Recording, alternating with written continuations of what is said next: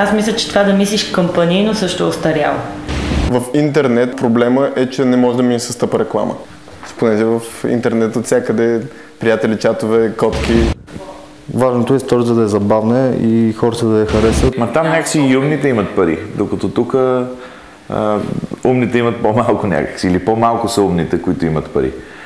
И в този смисъл по-скоро, нали, излиза като шегата, няма достатъчна критична маса за някакви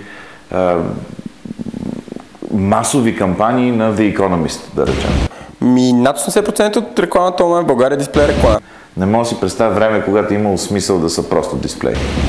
Правихме една кампания, която спечели за вирусна кампания на годината, която беше с сексуален елемент. Момичето се обади една седмица след стартиране на кампанията, като ни помоли да свалим кампанията, защото хората я преследвали. Против пресването, не обичам такива неща.